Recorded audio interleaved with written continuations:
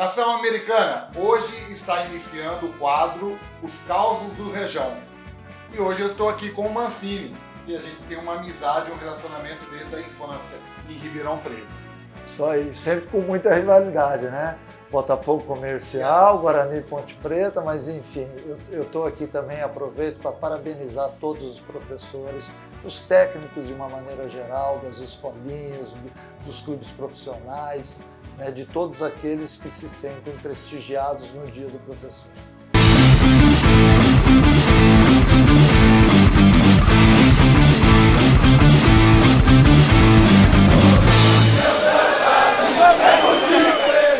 Fala, Nação Americana! Hoje estamos aqui com o Regis Angeli, auxiliar do técnico Wagner Mancini, para começar um quadro novo aqui na TV Coelho, a resenha com o Rejão. Rejão com G ou com J? Pô, Rejão é com J. Tudo bem, Regis? Tudo bom? Bom, o Regis que tem muita história no meio do futebol, tanto como jogador, auxiliar técnico, também já exerceu o cargo como treinador, então com certeza vai ter muita história para contar aqui pra gente, muitos casos interessantes, não, Regis? Bastante, viu? Muitas coisas aconteceram. Vamos ver o que o Regis contou de história aqui. E como é que foi o início de trabalho com o Mancini e como é que é trabalhar com ele hoje? Bom, eu tenho amizade com o Mancini desde pequeno, né? Nós somos da mesma cidade, Ribeirão Preto, né? Califórnia brasileira. Ele gosta de falar disso. E é engraçado assim que o Mancini vem de uma família, o pai dele foi jogador, né? E o meu pai também foi jogador. E a maior parte da carreira do pai do Mancini foi no Comercial e a do meu pai foi no Botafogo. Apesar que o meu pai jogou um pouquinho no Comercial e o pai do Mancini também jogou um pouquinho no Botafogo. Mas é família, assim, comercialina, e a minha família é botafoguense. Então, assim, bacana que tem essa resenha, e depois o Mancini foi, como jogador, foi jogar no Guarani, e eu fiz carreira na Ponte Preta, apesar de ter começado um pouquinho no Guarani, mas tinha 15 anos, fui mandado embora e fui fazer carreira na Ponte Preta, né? Então tenho um carinho muito grande pela Ponte Preta também, né? E então fica esse derby sempre, né? Tanto lá em Ribeirão como em Campinas. Mas vamos lá, o Mancini me chamou e eu já tinha uma amizade com ele, né? Então foi muito assim, foi muito espontânea, né? Foi como se a gente a primeira vez foi como a gente trabalhasse há tempo já, né? Por causa desse relacionamento, que a gente frequentava o mesmo clube lá em Ribeirão, o Clube de Regatas de Ribeirão Preto, a gente frequentava desde criança, desde 7, 6 anos de idade, né? Então a gente foi criado, pelo menos ao final de semana, a gente sempre se encontrava nesse clube aí. Aí eu sou 2 anos mais velho que ele, eu fui um pouquinho na frente porque eu tinha 2 anos à frente dele, eu fui no juvenil primeiro, depois de 2 anos ele chegou no juvenil, já estava no júnior, aí ele chegou no júnior, já estava no profissional, e quando ele chegou no profissional, eu fui embora para o Japão. Então é engraçado que eu nunca enfrentei o Mancini, né? Nunca joguei contra, a não ser nesse clube aí, que ele era de um time e eu era do outro, mas a gente já tinha parado de jogar futebol. E também nunca joguei a favor no mesmo time que ele, né? Então, assim, mas a gente sempre teve uma boa amizade e que está fortalecendo a cada dia, né? Uhum. E eu tenho feito outros trabalhos depois de 2007, né? Já trabalhei com ele no Cruzeiro, aqui em Minas, já trabalhei no Atlético Paranaense, já trabalhei na Chapecoense, já trabalhei no Botafogo do Rio, né? Já trabalhei aí no último o Grêmio, né? Agora, a experiência que nós tivemos, assim, marcante, foi na Chapecoense, né? Porque foi logo após o acidente, quando a Chapecoense chamou o Mancini para ajudar na reconstrução da equipe, né? Onde que tivemos parte na montagem daquele elenco, né? E que fizemos uma boa campanha no Catarinense, acabamos sendo campeão. Então isso marcou também, né? Participamos da Libertadores lá na Chapecoense. Então foi uma fase marcante, foi um ano marcante, né? Porque foi logo após o acidente, quando nós chegamos lá, nós sentimos realmente que a ferida muito grande na cidade, né? Todo sensibilizado com aquele episódio, né? Marcou demais, infelizmente pelo lado triste, mas marcou demais. Mas foi um trabalho marcante que nós tivemos, né? Eu acredito que ele também foi um trabalho marcante que ele teve como treinador de futebol numa equipe que foi a Chapecoense.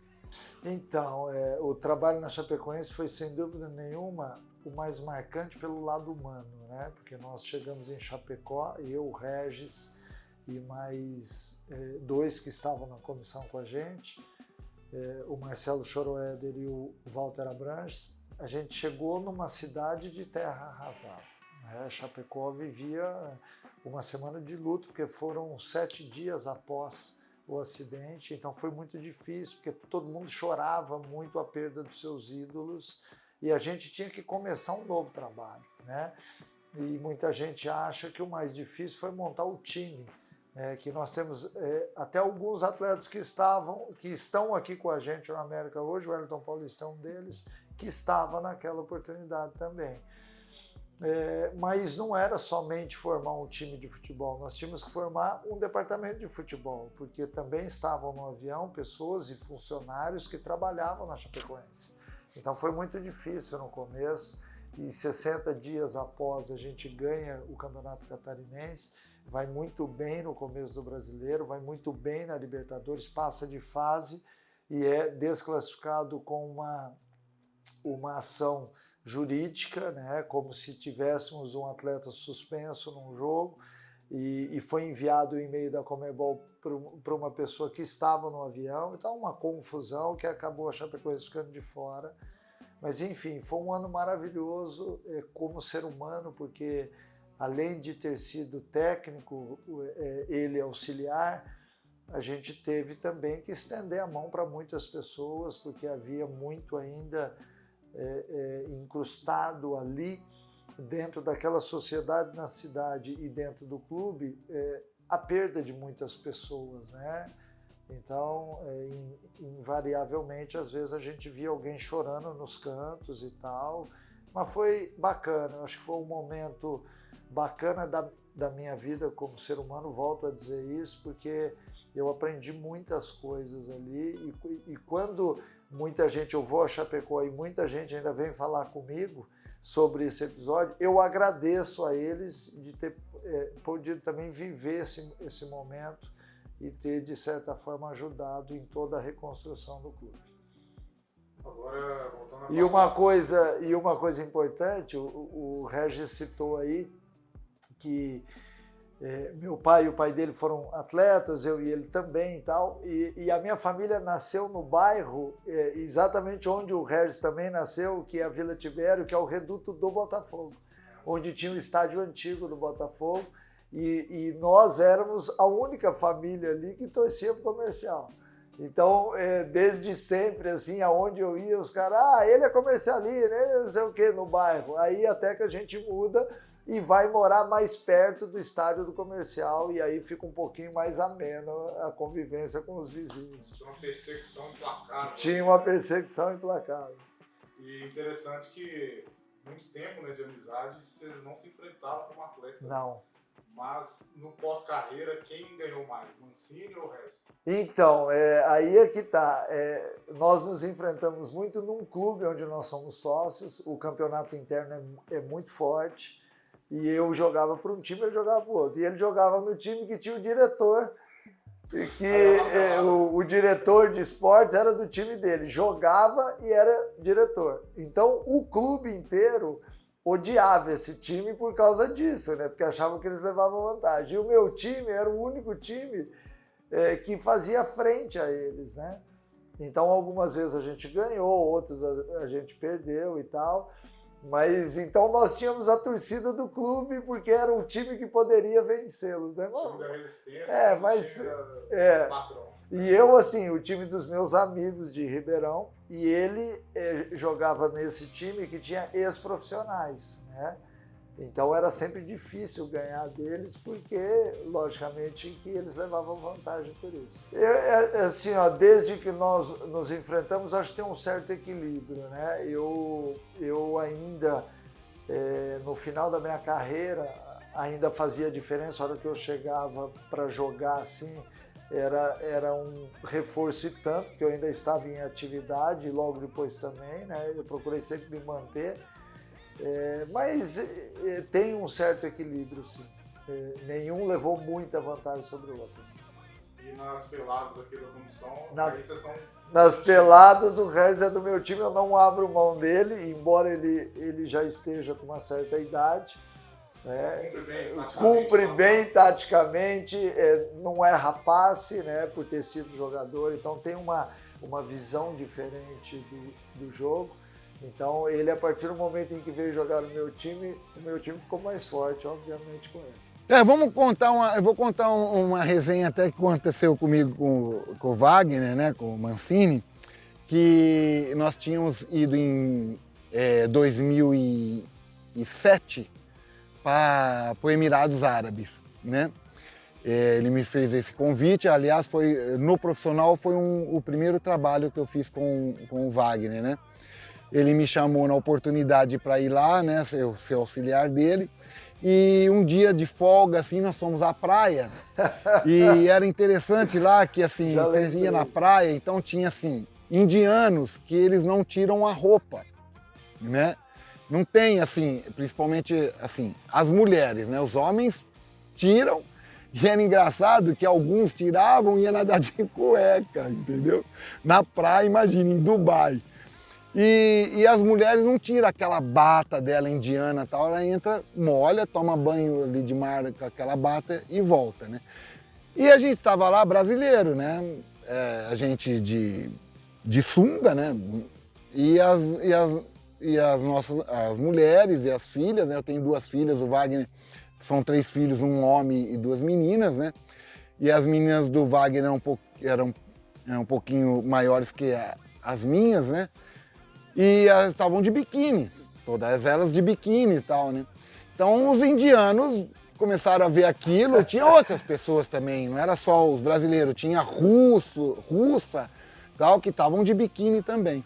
E as filhas do Mancini estavam de biquíni, aí eu sei que começou a passar uns indianos, passar assim, aí começaram a parar e ficar olhando, que a gente estava conversando, a gente conversava um pouquinho alto, estava ali na praia, na areia e tal, e ficaram parando.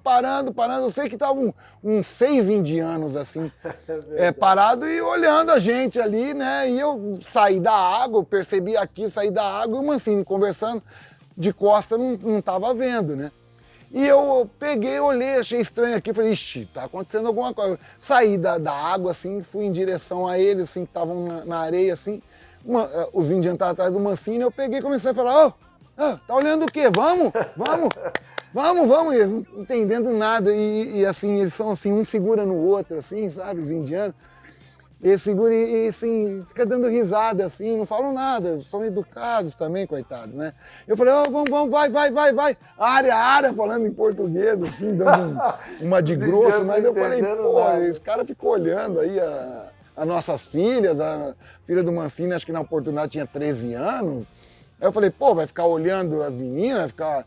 Só porque é diferente, eles nunca veem isso, vai ficar olhando, eu fui pra cima dele, vai, área, fui falando português, eles ficaram meio assustados e foi indo embora.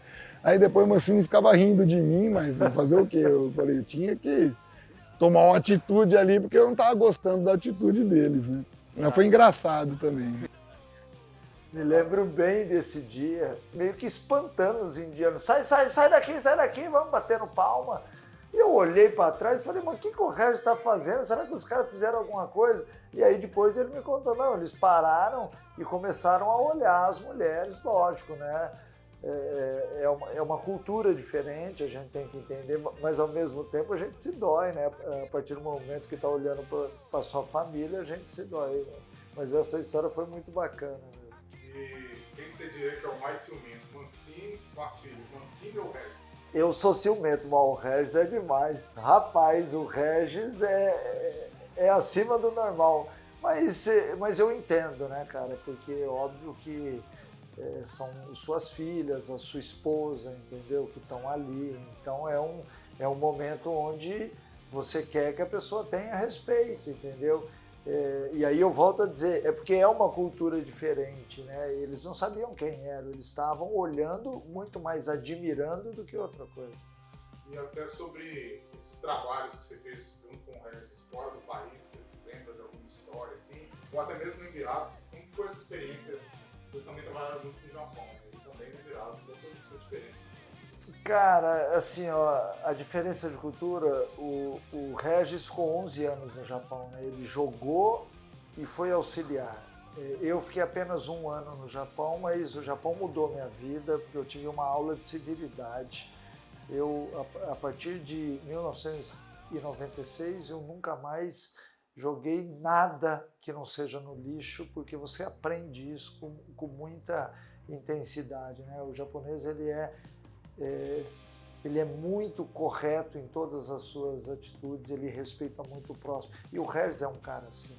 O Regis tem muito da influência japonesa na sua vida, na sua maneira de ser. E isso é muito bacana, porque sempre que a gente tem que debater ou discutir sobre alguma coisa, é sempre num tom bacana, amigável, né? Ele realmente incorporou muito disso. Eu não tenho assim nenhuma história que eu acho que ele já contou todas aqui, porque nós temos algumas interessantes, mas eu acho que o mais bacana é realmente essa amizade que vem de lá de trás, do meu pai com o pai dele, e aí depois a nossa amizade, antes ainda do futebol. Aí eu vou jogar futebol no Guarani, ele vai para Ponte Preta, né? Ele é Botafogo em Ribeirão e eu sou Comercial, então a gente tem algumas rivalidades, mas acima de tudo a gente tem muita amizade.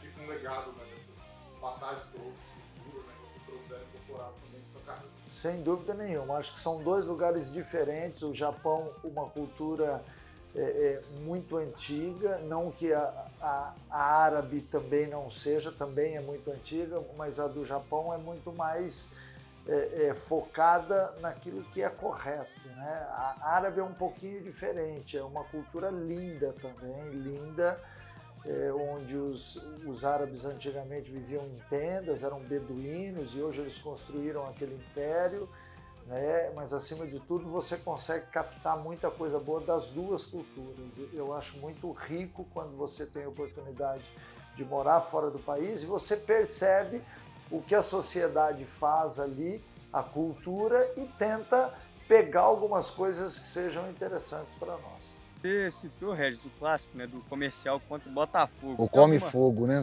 O Come Famoso Fogo. Come Fogo.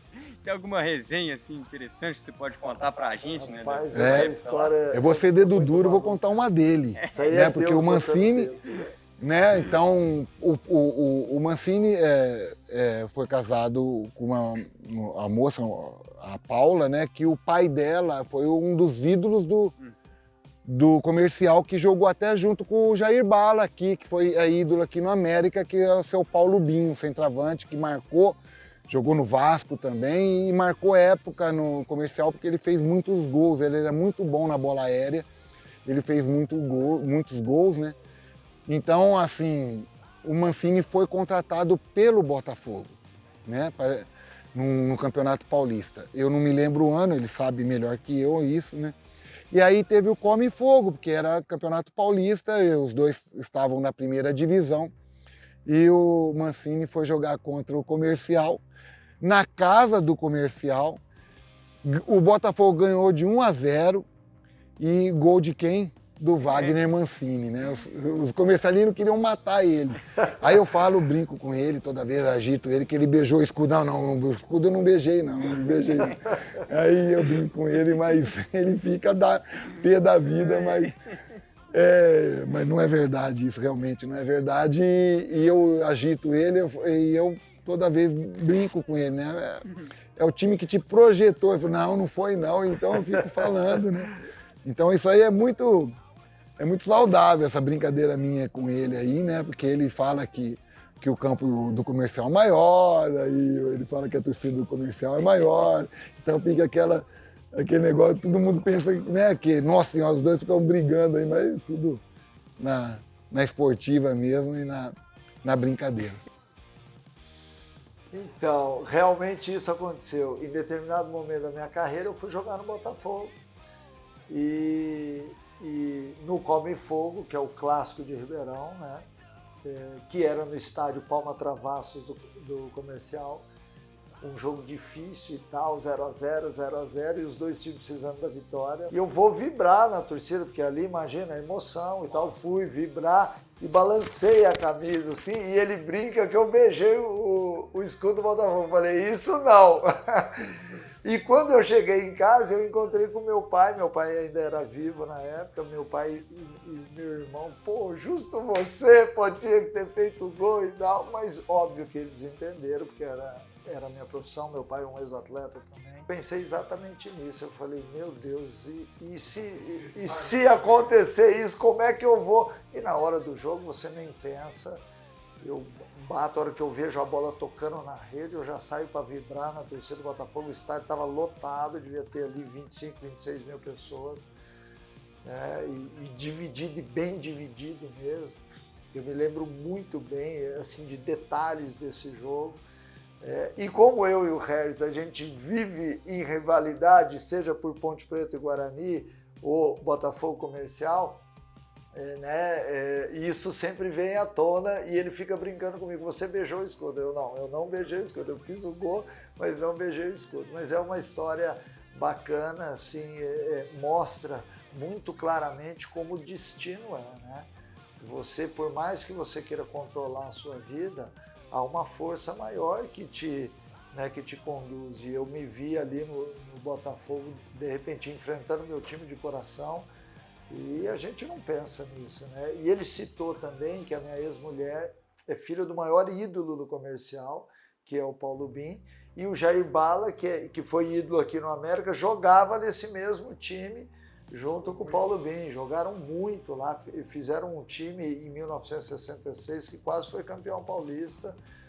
Então eu ouvi muitas histórias, não só do meu pai, como do meu antigo sogro, e isso, de certa forma, fortaleceu. Eu e meu irmão, a gente ia para os jogos do Comercial contra todo mundo a pé para o estádio, assistia e tal. Então eu fui torcedor.